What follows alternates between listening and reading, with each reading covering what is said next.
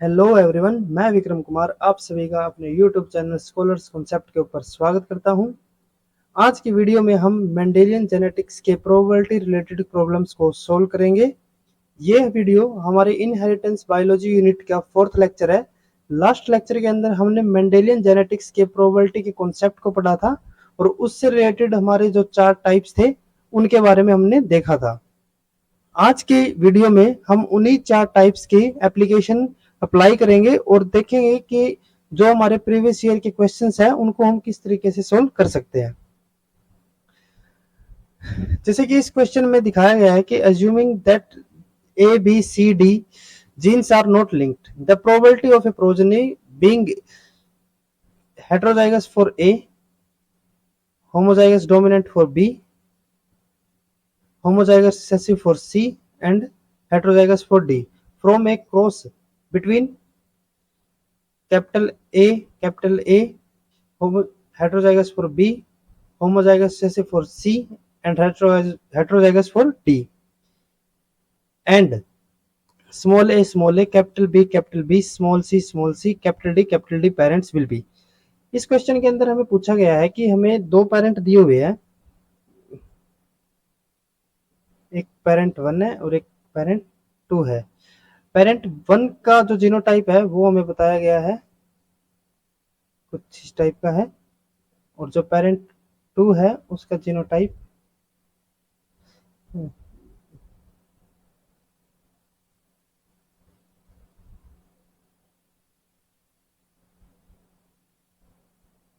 ये जीनोटाइप है। और हमें पूछा गया है कि हमें F1 के अंदर जो प्रोजनी आएगी, जो स्प्रिंग आएगा, उसके जीनोटाइप ये होने की क्या प्रोबेबिलिटी है। ठीक है, अगर हम लास्ट लेक्चर को रिवाइज करें तो ये वाला जो क्वेश्चन है वो हमारा सिंगल इवेंट और सिंगल आउटकम टाइप का क्वेश्चन है, क्योंकि यहाँ पे सिंगल एक F1 प्रोजनी का एक सिंगल प्लांट है। ठीक है, प्लांट कह सकते हैं, फिर ऑर्गेनिज्म कह सकते हैं, उसका एक पर्टिकुलर जीनोटाइप दिया हुआ है हमें। ठीक है, एक स्पेसिफिक आउटकम दिया हुआ है, तो हमें ये बताना है कि इसकी क्या प्रोबेबिलिटी है। इस टाइप के क्वेश्चन के लिए जैसे कि मैंने बताया था कि हम यहाँ पे एक एक पर्टिकुलर जीन को लेके चलेंगे।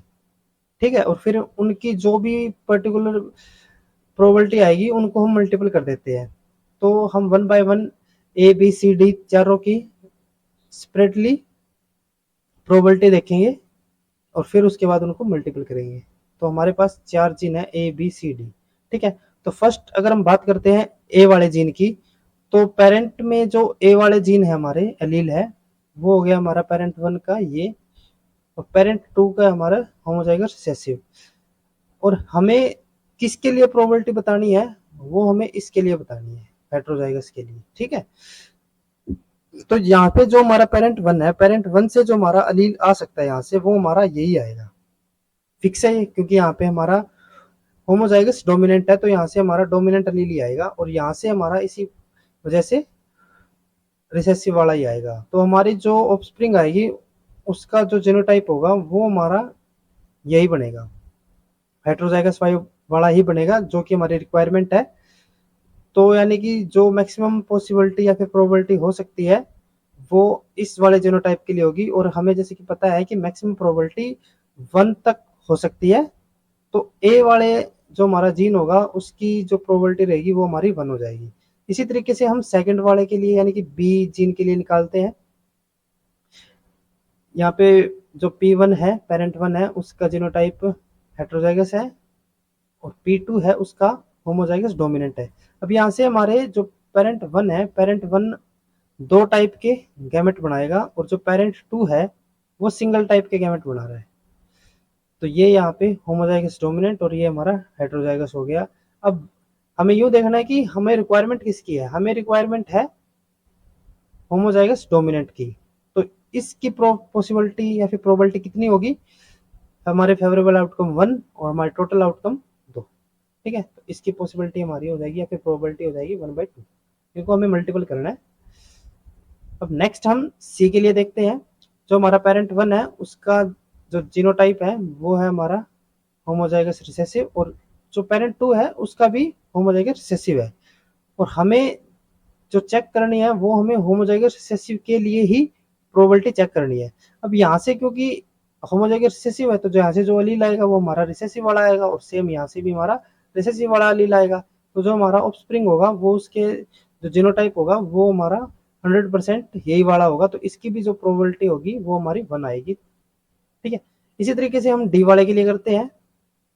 डी वाले के लिए जब करेंगे तो पेरेंट 1 हमारा हेटेरोजाइगस हो गया, और जो हमारा पेरेंट 2 है वो हमारा होमोजाइगस डोमिनेंट हो गया। अब यहाँ से हमारे सिमिलर बी की तरह ही हमारे 2 टाइप के गैमेट बनेंगे, और जो हमारा पेरेंट 2 है वो हमारा हो जाएगा ये वाला, सॉरी ये। ठीक है, तो ये हो जाएगा हमारा होमोजाइगस डोमिनेंट, और ये हमारा हेटेरोजाइगस।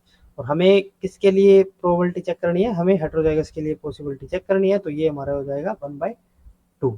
टोटल इवेंट हमारे हो जाएंगे 2, और हमारा फेवरेबल आउटकम हो गया 1। तो जो डी वाला है उसके लिए हमारी जो प्रोबेबिलिटी रहेगी वो रहेगी 1/2। तो जो हमारा फेवरेबल आउटकम था जिसके लिए हमें प्रोबेबिलिटी चेक करनी थी उसकी प्रोबेबिलिटी हमारी हो जाएगी 1/4।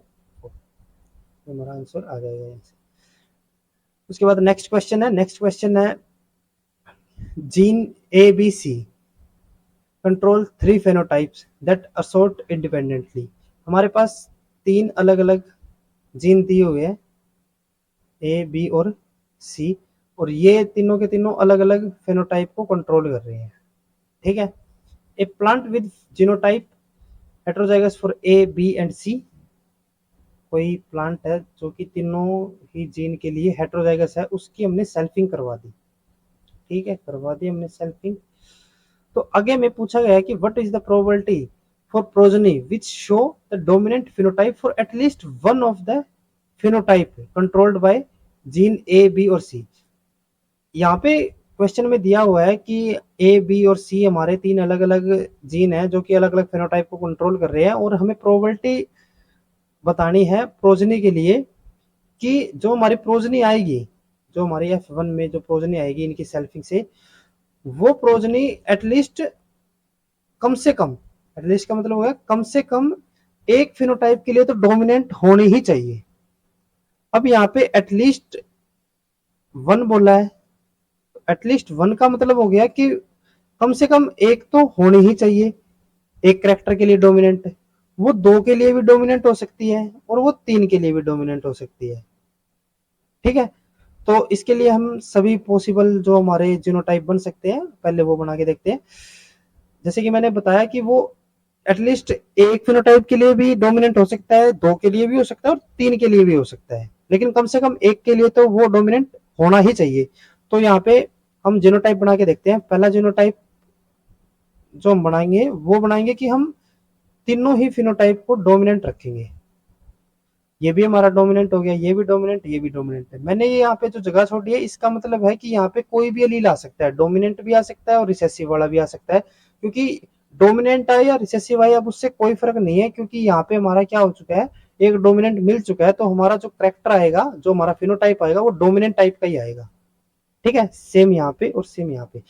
इसके बाद दूसरा जो जीनोटाइप है उसकी मान सकते हैं हम, जैसे कि यहाँ पे हमने तीनों के तीनों डोमिनेंट ले लिए, तो यहाँ पे हम क्या करेंगे, ए और बी को डोमिनेंट लेंगे और सी वाले को हमने रिसेसिव रख दिया, ये हमारा रिसेसिव हो गया।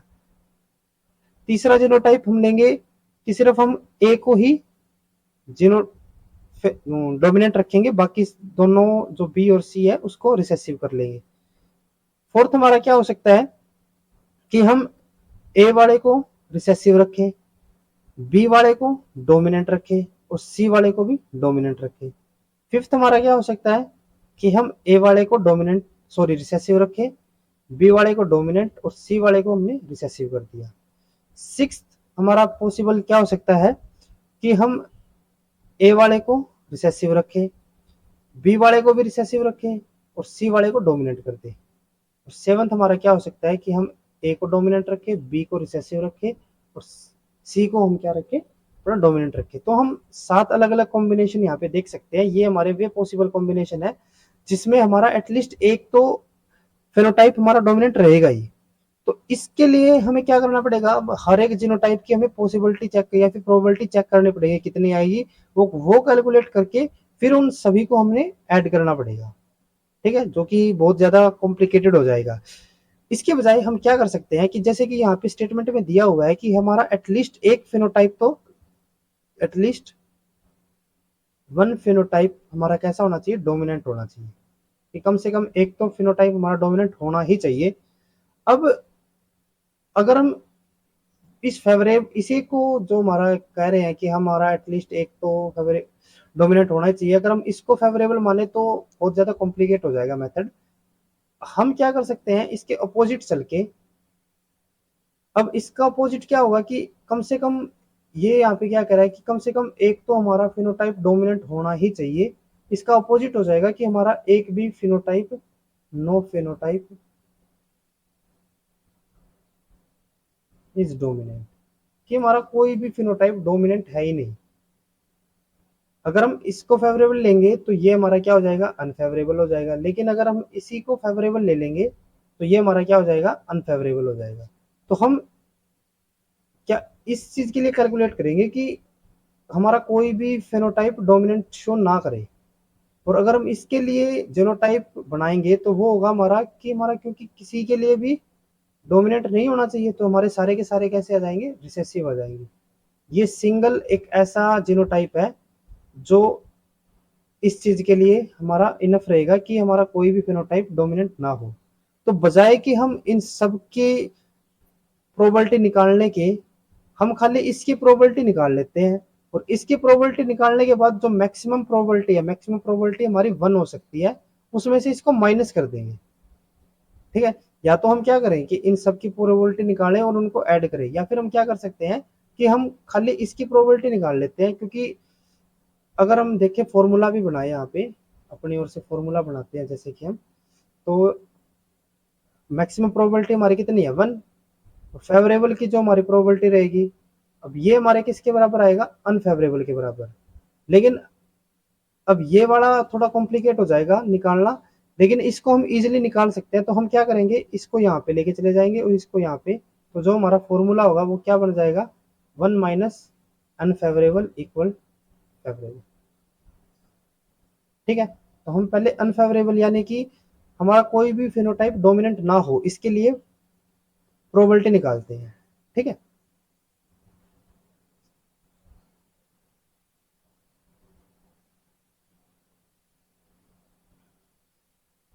तो यहाँ पे हम लेके चलते हैं कि हमारे पास जैसे कि यहाँ पे दिया हुआ है कि दोनों के दोनों हमारे,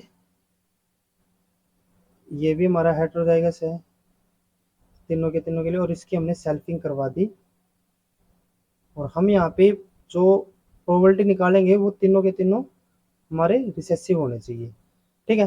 तो पिछली बार की तरीके से हम पहले इसकी प्रोबेबिलिटी निकालेंगे ए के लिए, फिर बी के लिए, और फिर हम सी के लिए।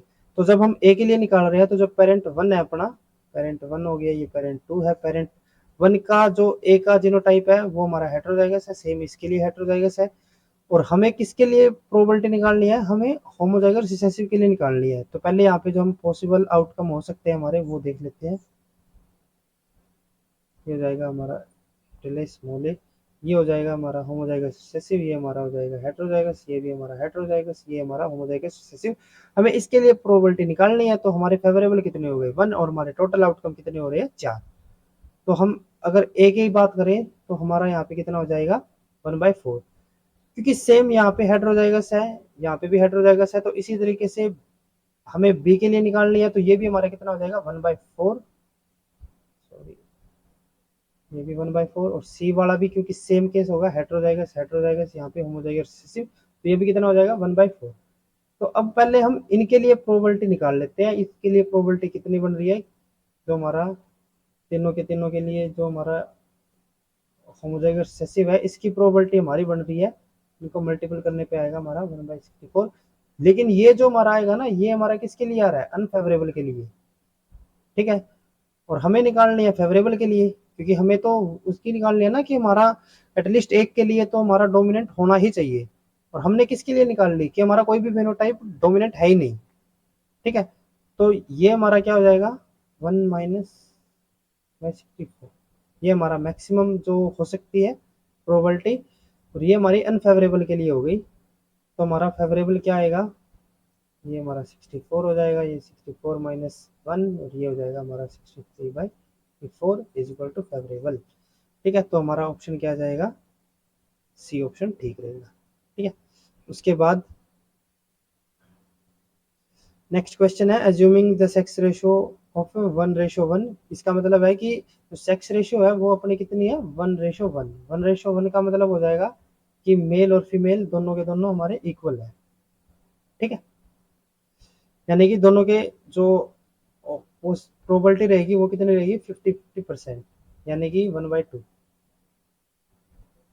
ठीक है, तो क्वेश्चन दिया हुआ है, what is the probability that 3 children from the same parent will consist of 2 daughter and 1 सन।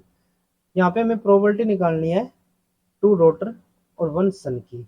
यहाँ पे ना एक चीज हमें ध्यान में रखनी है कि जैसे हमारा जो फोर्थ टाइप था जिसके अंदर हमारा मल्टीपल इवेंट थे, मल्टीपल इवेंट और मल्टीपल हमारे आउटकम थे, मल्टीपल हमारे आउटकम थे, और वो भी हमारे अनऑर्डर में थे, यानी कि कोई ऑर्डर फिक्स नहीं था। तो अगर हम यहाँ पे इस क्वेश्चन को देखें, अनऑर्डर थे वे, अगर हम यहाँ पे क्वेश्चन को देखें तो हमें बताया गया है कि 3 चिल्ड्रन है, और 3 चिल्ड्रन के अंदर 2 डॉटर है, 1 सन है, लेकिन कोई फिक्स ऑर्डर नहीं दे रखा कि पहले डॉटर ही होनी चाहिए या फिर पहले सन होना चाहिए, ऐसा कोई ऑर्डर नहीं है। तो यहाँ पे हम बाइनोमियल एक्सपेंशन का यूज करेंगे।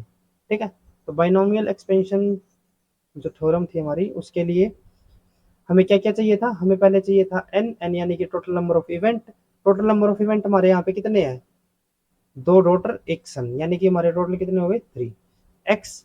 अब जैसे कि मैंने पहले बताया था कि जब हम बाइनोमियल एक्सपेंशन को करेंगे तो उसके अंदर हम एक आउटकम को फेवरेबल लेके चलेंगे। जैसे कि हमने डॉटर को यहाँ पे फेवरेबल मान लिया, तो फेवरेबल होने के कितने इवेंट थे, 2।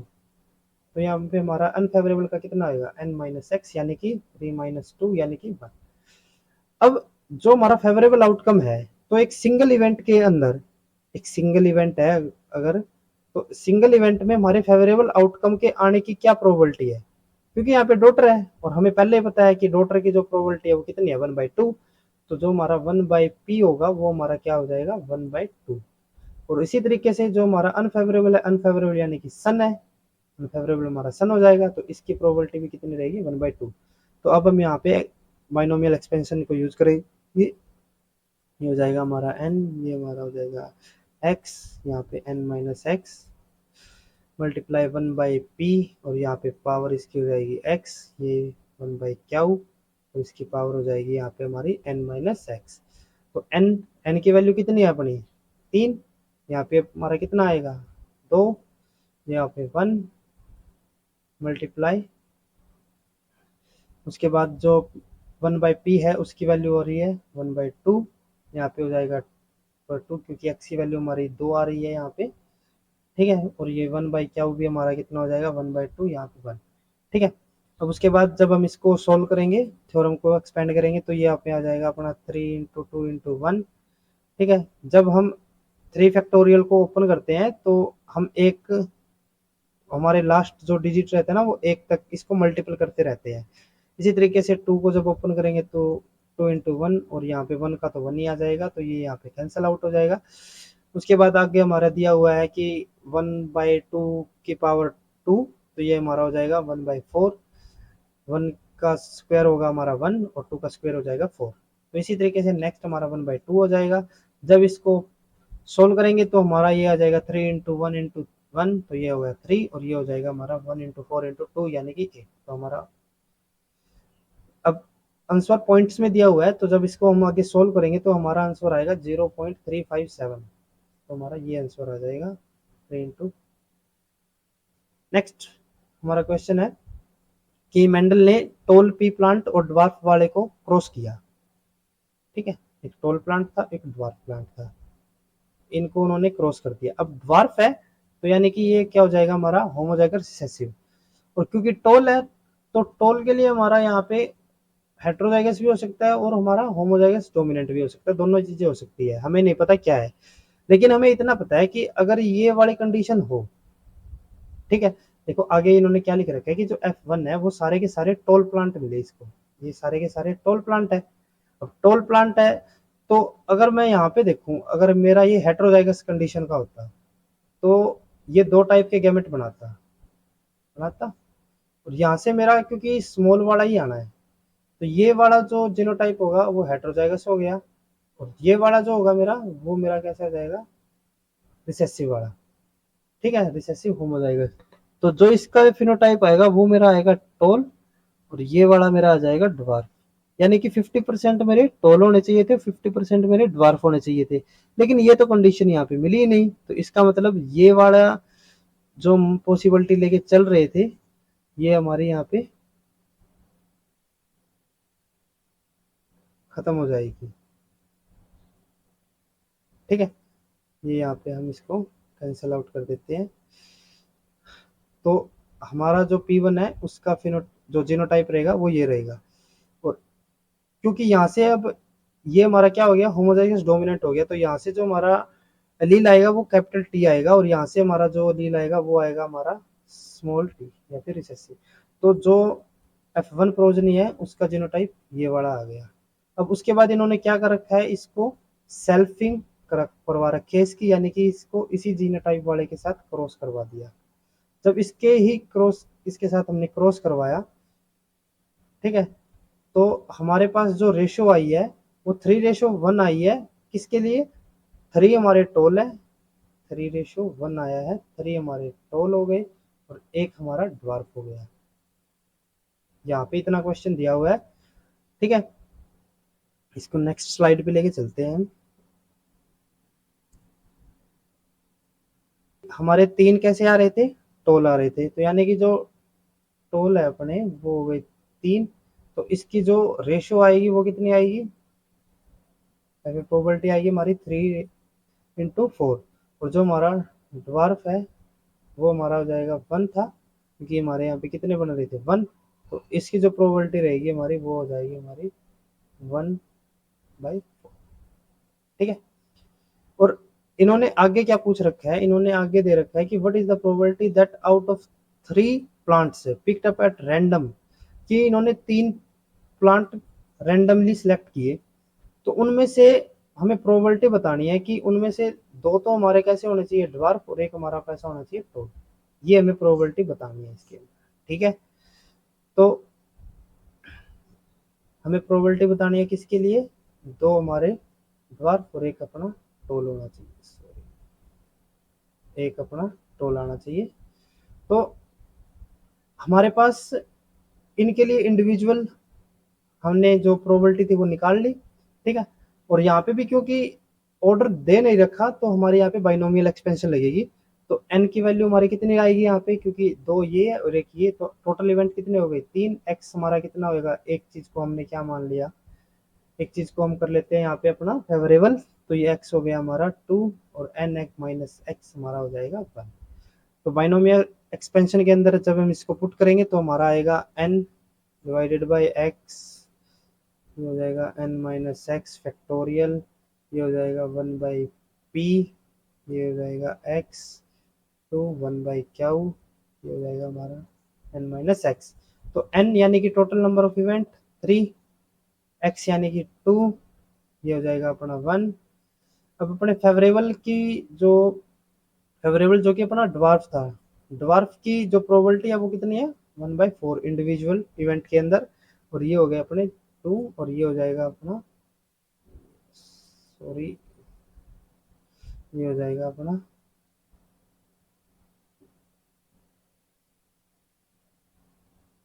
3/4, ये अपना हो गया।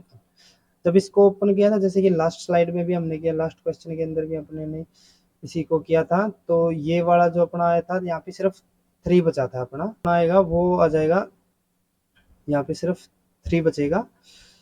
ठीक है, आगे ये हो जाएगा अपना 1/3, और ये अपना हो जाएगा 3/4, और जब इसको सॉल्व करेंगे तो ये अपना आ जाएगा 9/64। तो अपना जो आंसर आएगा हो जाएगा 9/64। ठीक है, इसके बाद नेक्स्ट क्वेश्चन देखते हैं। उसके बाद नेक्स्ट हमारा क्वेश्चन है, इसके अंदर हमें दिया हुआ है कि एक इंडिविजुअल है जिसका जीनोटाइप ये वाला है, और हमें बताना है कि जो इसका गैमेट होगा, गैमेट का फिनोटाइप सॉरी जीनोटाइप बताना है हमें कि ये जीनोटाइप होने की क्या पॉसिबिलिटी है। ठीक है, ये अपना स्मॉल है, इसके लिए पॉसिबिलिटी बतानी है कि इसके ये गैमेट होने की क्या पॉसिबिलिटी है। ये अपना कोई इंडिविजुअल था। ठीक है, तो इसके लिए हमें क्या करना पड़ेगा, वही हमारा सिंगल इवेंट सिंगल आउटकम वाला क्वेश्चन है ये। तो इसके अंदर हमें पर्टिकुलर एक एक लील के लिए पॉसिबिलिटी अलग अलग निकालनी पड़ेगी। तो पहले हम देखते हैं ए के लिए। तो ए हमारा हेट्रोजाइगस है ना, यहाँ पे जीनोटाइप पेरेंट का इंडिविजुअल का। तो ये दो टाइप के गैमेट बना सकता है, या तो कैपिटल वाला या स्मॉल वाला। हमें स्मॉल की प्रोबेबिलिटी चाहिए, तो ये अपना हो जाएगा 1/2। उसके बाद हम बी के लिए चेक करते हैं, बी वाला भी सेम ऐसे ही है, हेट्रोजाइगस है, तो हमें स्मॉल के लिए बतानी है। तो ये भी हमारा कितना हो जाएगा 1/2। इसके बाद सी वाला यहाँ पे हमारा रिसेसिव है ऑलरेडी, और हमें इसमें से रिसेसिव निकालना है। अब दोनों के दोनों हमारे रिसेसिव ही है, तो हमारा रिसेसिव आने की पॉसिबिलिटी कितनी होगी, मैक्सिमम या मैक्सिमम क्या होगी 1। ठीक है, सेम डी वाला होगा, डी वाले के लिए हमारा कितना हो जाएगा 1 आएगा। और उसके बाद हमारा आता है ई वाला, और ई वाले के लिए भी हमारा क्या रहेगा, क्योंकि ये हेट्रोजाइगस है, हेट्रोजाइगस से हमारे रिसेसिव आने की प्रोबेबिलिटी क्या रहेगी 1/2। इनको हम कर देते हैं मल्टीपल, तो ये अपना आ जाएगा 1/8 अपना। नेक्स्ट क्वेश्चन में दिया हुआ है कि colour blind x linked recessive character है। जो कलर ब्लाइंडनेस होती है वो अपनी एक एक्स लिंक्ड रिसेसिव डिसऑर्डर होती है। एक्स लिंक्ड रिसेसिव जैसे कि ऑटोसोमल रिसेसिव था, सेम उसी टाइप से सपोज करके चलते हैं कि कलर ब्लाइंडनेस के लिए जो अपना जीन है वो बी जीन है। ठीक है, तो एक्स लिंक्ड रिसेसिव का मतलब क्या होगा कि जो ये अपना बी जीन है, पहली चीज तो क्योंकि ये एक्स लिंक्ड है, तो इसका मतलब ये वाला जो हमारा जीन होगा वो एक्स क्रोमोसोम के ऊपर होगा, ये किसी ऑटोसोम के ऊपर ना होके ये अपना एक्स क्रोमोसोम के ऊपर होगा। ठीक है, और एक्स का कॉम्प्लीमेंट्री हमारा क्या होता है, होमोलोगस क्या होता है अपना वाई क्रोमोसोम। और इसके जो हमारे एक्स लिंक्ड डिसऑर्डर होंगे ना, तो उसके अंदर जो इनका कॉम्प्लीमेंट्री वाई होता है ना, वाई के ऊपर ये वाला अलील की जो सेकंड कॉपी है वो हमें नहीं मिलेगी। ये चीज याद में रखना कि जो इसका कॉम्प्लीमेंट्री होगा वो वाई क्रोमोसोम के ऊपर नहीं मिलेगा। ठीक है, तो पहले हम देख लेते हैं कि डिजीज कब कब कोज कर सकता है। ये डिजीज कब कोज करेगा, जब अगर एक भी हमारा डोमिनेंट है, क्योंकि ये रिसेसिव डिसऑर्डर है ऑटोसोमल वाले टाइप में। तो अगर हमारा यहाँ पे एक भी डोमिनेंट अलील आ जाए, दोनों आ जाए तो भी ठीक है, अगर एक भी आ गया तो भी ये कैसा होगा, नॉर्मल होगा। लेकिन अगर दोनों के दोनों ही अपने कैसे आ गए, रिसेसिव आ गए, तो ये हमारा क्या हो जाएगा, डिजीज वाला केस हो जाएगा। ठीक है, अब उसके बाद हम एक और चीज देखते हैं कि जो फीमेल है, जो फीमेल रहती है, फीमेल के अंदर दो एक्स क्रोमोसोम होते हैं। ठीक है, ये भी एक्स हो गया, ये भी एक्स हो गया, तो एक एक्स ये हो गया, एक एक्स ये हो गया। तो फीमेल के अंदर क्या हो सकता है कि यहाँ पे कैपिटल बी हो और यहाँ पे भी कैपिटल बी हो। अगर दोनों ही कैपिटल बी है, ये मैं फीमेल की बात कर रहा हूँ। ठीक है, या फिर एक कैपिटल बी है, यहाँ पे अपना हेट्रोजाइगस कंडीशन हो गई, तो भी ये कैसा होगा, क्योंकि यहाँ पे एक तो कैपिटल बी मिल ही रहा ना, तो ये नॉर्मल हो गया। लेकिन अगर दोनों के दोनों ही अपने रिसेसिव हो जाएंगे तो ये कैसी होगी, डिजीज होगी। यानी कि 1/3 चांस है फीमेल के डिजीज होने के। दूसरा अगर मैं बात करूं मेल के लिए, ठीक है, तो मेल में क्या होता है, एक एक्स क्रोमोसोम होता है, दूसरा हमारा वाई होता है। और जैसे कि मैंने बताया कि वाई क्रोमोसोम के ऊपर इसका कॉम्प्लीमेंट्री हमें नहीं मिलेगा, तो इसका मतलब अगर यहाँ पे बी पॉजिटिव है तो यहाँ पे कुछ भी नहीं होगा। तो जो मेल है, तो अगर वो कुछ इस टाइप का है, ये हमारा वाई क्रोमोसोम है, अगर बी पॉजिटिव आ गया, सॉरी बी कैपिटल वाला आ गया, तो ये हमारा कैसा हो जाएगा, नॉर्मल होगा। और अगर यहाँ पे ही हमारा रिसेसिव वाला आ गया तो ये कैसा हो जाएगा, डिजीज वाला हो जाएगा। तो जो एक्स लिंक डिसऑर्डर है उसमें हम देख सकते हैं कि जो मेल है, मेल के डिसऑर्डर होने की या फिर अफेक्टेड होने की प्रोबेबिलिटी ज्यादा रहती है बजाय कि फीमेल की। ठीक है, अब आते हैं हम के ऊपर। क्वेश्चन के अंदर हमें क्या दे रखा है कि एक कलर ब्लाइंड मैन है, जो हमारा मैन है वो हमारा कैसा है, कलर ब्लाइंड। और मैन कलर ब्लाइंड कब होगा, जब ये वाली चीज होगी, जब ये वाला जीनोटाइप आएगा। एक एक्स के ऊपर हमारा रिसेसिव वाला, वाई के ऊपर कुछ है ही नहीं, इसको हमने फीमेल के साथ क्रॉस करवाया। और फीमेल कैसी है, and his wife with normal vision, wife जो है वो नॉर्मल है, तो नॉर्मल हमारा ये भी हो सकता है, ये भी हो सकता है, कैपिटल वाला भी हो सकता है और हमारा स्मॉल वाला भी हो सकता है। Have a colour blind daughter, जो इनकी डॉटर है ना, डॉटर यानी कि उसके पास दो एक्स क्रोमोसोम होंगे, तो उनकी जो डॉटर है उसके, वो कलर ब्लाइंड है, have a colour blind daughter. अब अगर फीमेल है, वो अगर कलर ब्लाइंड होगी तो उसके लिए हमें क्या चाहिए, दोनों के दोनों हमारे रिसेसिव होने ही चाहिए। ठीक है, यहाँ तक क्लियर है। ठीक है, हमें अब क्या बताना है कि जो उनका जो नया सन होगा, जो ये कपल है इनका जो सन होगा, ठीक है, न्यू बेबी होगा, वो कलर ब्लाइंड होने के कितने चांस है उसके, जो इनका जो सन होगा उसके कलर ब्लाइंड होने की कितनी पॉसिबिलिटी है। अब हमें इसका जीनोटाइप तो पता है, लेकिन इसका जीनोटाइप ये भी हो सकता था, ये भी हो सकता है। ठीक है, और जो इनकी डॉटर है इसका जीनोटाइप तो ये है, पक्का श्योर है। अब यहां से हम अगर देखें तो ये जो मेल है, मेल अपनी डॉटर को हमेशा एक्स क्रोमोसोम देगा, यानी कि ये वाला जो एक्स है, एक जो हमारा स्मॉल बी या फिर रिसेसिव आ रहा है, वो एक तो यहाँ से मेल की तरफ से आ रहा है, तो ये जो दूसरा वाला है वो कहाँ से आएगा, वो फीमेल से आएगा। अब इस वाली कंडीशन के अंदर तो ये हो नहीं सकता, तो ये हमारा क्या हो जाएगा, एलिमिनेट हो जाएगा यहाँ से। तो जो ये स्मॉल बी दूसरा आया वो यहाँ से आया, तो इस वजह से हमें जो फीमेल है उसका भी जीनोटाइप पता चल गया। अब हमें क्या बताना है कि जो इनका सन है, अब यहाँ पे दोबारा से देखो स्टेटमेंट के अंदर ऑलरेडी बताया हुआ है कि सन है इनका, और सन की हमें ये बताना है कि वो कलर ब्लाइंड होने की कितनी पॉसिबिलिटी है। तो अगर मैं सन की बात करूंगा यहाँ पे, तो जो हमारी फीमेल है, फीमेल ये वाले गैमेट दे रही है, ठीक है, और जो मेल है वो अपना ये भी दे रहा है और एक वाई क्रोमोसोम देगा। फीमेल ने दो गैमेट बनाए, एक कैपिटल बी और एक स्मॉल बी, ठीक है, और जो मेल है वो दो गैमेट बनाएगा, एक अपना एक्स वाला और एक वाई वाला। वाई के ऊपर कोई कॉम्प्लीमेंट्री या फिर कलर ब्लाइंड का जीन है ही नहीं। ठीक है, अब यहाँ पे हमारा क्या आएगा, हेट्रोजाइगस, और ये अपना आ जाएगा होमोजाइगस। यहाँ पे क्या आएगा, कैपिटल बी, यहाँ पे कुछ भी नहीं, और ये। अब एक चीज हमें यहाँ पे ये ध्यान में रखनी है, क्योंकि इन्होंने ऑलरेडी बता रखा है कि वो सन है, जो इनका चाइल्ड है वो कैसा है, सन है। और ये दोनों क्या है, दोनों हमारे अलील है ना, तो दोनों अलील है, तो इसका मतलब क्या हो गया, दोनों एक्स है, और दोनों एक्स है तो यानी कि ये क्या है, फीमेल है। लेकिन इनकी तो हमें बात करनी नहीं है, हमें बात सिर्फ मेल वालों की करनी है। तो मेल जो इनका सन होगा, उस सन की ये वाला कैसा होगा, नॉर्मल, ये वाला कैसा होगा, डिजीज। तो डिजीज यानी कि हीमोफिलिक होने की कितनी पॉसिबिलिटी है, 1/2। ठीक है, टोटल हो गए हमारे 2, ये हमारा नॉर्मल है, तो डिजीज वाले की हमारी हो जाएगी 1/2।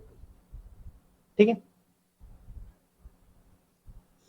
उसके बाद एक और क्वेश्चन हम देखते हैं। एक क्वेश्चन है, क्लग्स की बुक से ही है ये भी क्वेश्चन। क्वेश्चन में दिया हुआ है कि कोई कपल है, ठीक है, इनके ना टोटल 5 चिल्ड्रन है। तो पहला में पूछा गया है कि पांचों के पांचों अगर मेल है, जो हमारे ऑल 5 आर मेल, जो 5 चिल्ड्रन है इनके पांचों के पांचों मेल है, तो इसकी क्या प्रोबेबिलिटी रहेगी, ये हमें पूछा गया है। ठीक है, तो क्योंकि यहाँ पे टोटल 5 ही चिल्ड्रन है, और पांचों के पांचों अपने कैसे होने चाहिए, मेल यानी कि बॉय होने चाहिए। ठीक है, तो ये हमारा किस टाइप में आएगा कि मल्टीपल इवेंट तो है अपने, मल्टीपल इवेंट हो गए, जो आउटकम है वो कैसी है, सिमिलर आउटकम है, या फिर हम कह सकते हैं कि ऑर्डर में है। ठीक है, तो इसके लिए हमें क्या करना पड़ेगा, सारे के सारे जो अपने आउटकम है उनको लिखना पड़ेगा और हर एक आउटकम की अलग अलग हमें प्रोबेबिलिटी निकालनी पड़ेगी। क्योंकि बॉय है, बॉय होने की प्रोबेबिलिटी हमारी 1/2 रहेगी, और इनको हम मल्टीपल कर देंगे, जैसे कि हमने मल्टीपल रूल में लास्ट लेक्चर के अंदर किया था। तो सारे के सारे अपने मेल होने की जो प्रोबेबिलिटी रहेगी वो रहेगी हमारी 1/32। ठीक है, उसके बाद सेकंड क्वेश्चन इन्होंने दिया हुआ था,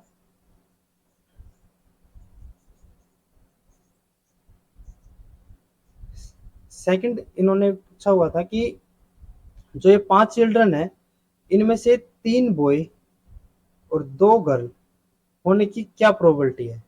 अब क्योंकि ये वाला अपना ऑर्डर नहीं दे रखा है यहाँ पे कोई, हमें खाली ये बताया कि 3 बॉय है और 2 गर्ल है, तो यहाँ पे हमारा बाइनोमियल एक्सपेंशन लगेगा। तो बाइनोमियल थ्योरम थी, यहाँ पे n हो जाएगा अपना 5, x हमने इसको मान लिया फेवरेबल तो अपने 3, तो n माइनस एक्स हो जाएगा 2, 1/p हो जाएगा, क्योंकि मेल फीमेल वही प्रोजनी वाला काम है, तो बॉय या फिर गर्ल हो दोनों की प्रोबेबिलिटी अपनी 1/2 ही रहेगी। ठीक है, तो जब हम इसको बाइनोमियल एक्सपेंशन के थ्रू करेंगे तो अपना आ जाएगा, ऊपर आएगा 5, नीचे आ जाएगा 3, ये 2, ये 1/2 इंटू 3, ये 1/2 इंटू 2। जब हम इसको ओपन करेंगे तो हम इसको 3 तक ही ओपन रख लेते हैं, क्योंकि यहाँ पे 3 फैक्टोरियल ऑलरेडी है, तो हम इसको कैंसिल आउट कर देंगे। बाकी बचा अपना 2 इंटू 1, ये अपना 2 आ गया। फर्दर आगे ये दे रखा है, अगर इसको ओपन करेंगे तो 1/8 और इसको ओपन करेंगे तो 1/4, ये अपना आ जाएगा 10, ये हो जाएगा 32, ये कैंसिल आउट करके 5 इंटू 2 10, और ये हो जाएगा 32। तो इसको कैंसिल आउट जब करेंगे तो 5 ये आ जाएगा। ठीक है, तो अगर हम प्रोबेबिलिटी देखें,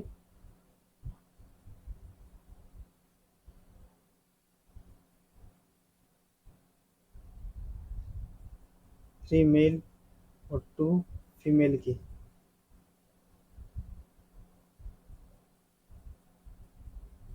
तो वो आ जाएगी अपनी 5 इंटू 60। ठीक है, अब इसके बाद इन्होंने थर्ड क्वेश्चन और पूछा है।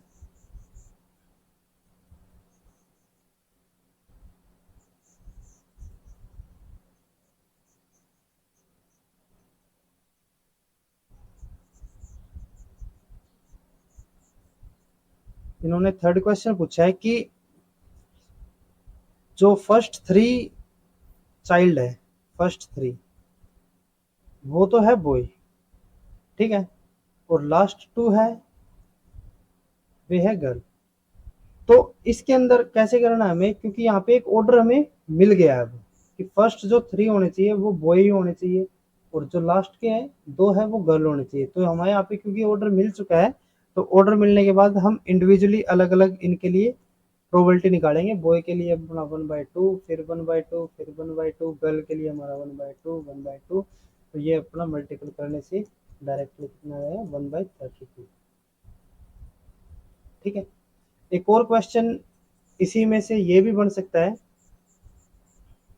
अगर हमें दिया हो कि all 5 are of same sex. अब क्योंकि यहाँ पे सेम सेक्स बोल रहा है, तो यानी कि इसका मतलब क्या होगा कि या तो पांचों के पांचों बॉय हो या फिर पांचों के पांचों गर्ल हो। हमने देखा था कि जब पांचों के पांच बॉय थे तो उनकी प्रोबेबिलिटी हमारी कितनी आ रही थी, 1/32। तो सेम अगर हम गर्ल के लिए बात करेंगे तो वो भी कितनी आएगी, क्योंकि 5 अगर गर्ल है तो वही फॉर्मूला लगेगा, 1/2 इंटू 5 हो जाएगा, तो ये अपना आ जाएगा 1/4। तो ये भी अपना कितना आया 1/32। ठीक है, तो अब इसके लिए हमें क्योंकि दोनों टाइप की पॉसिबिलिटी पूछी है, 5 all 5 are of same sex, तो वे बॉय भी हो सकते हैं, वो गर्ल भी हो सकती है। ठीक है, तो यहाँ पे हमारा क्या रहेगा कि हम इंडिविजुअली पहले 5 बॉयज के लिए निकाल लेंगे, फिर 5 गर्ल्स के लिए, और फिर उनको हम ऐड कर देंगे। तो अगर 5 बॉयज है तो उसकी हमारी कितनी आई 1/32, और वाइफ अगर गर्ल है तो उसकी कितनी आई 1/32। तो इसके लिए हम इन दोनों को ऐड कर देंगे, तो अपना ये हो जाएगा 32, 1 + 1, ये अपना 32 है, ये हो जाएगा 2/32, और ये डिवाइड होकर 1/, ये आंसर आ जाएगा। ठीक है, तो आज के लेक्चर में इतना ही। ठीक है, तो फिर आज के लेक्चर में इतना ही। नेक्स्ट लेक्चर में हम एक्सटेंशन ऑफ मेंडेलियन जेनेटिक्स पढ़ेंगे, जिसके अंदर हमारा आएगा कोडोमिनेंस, इनकम्प्लीट डोमिनेंस और मल्टीपल एलेलिज्म। ठीक है, थैंक यू।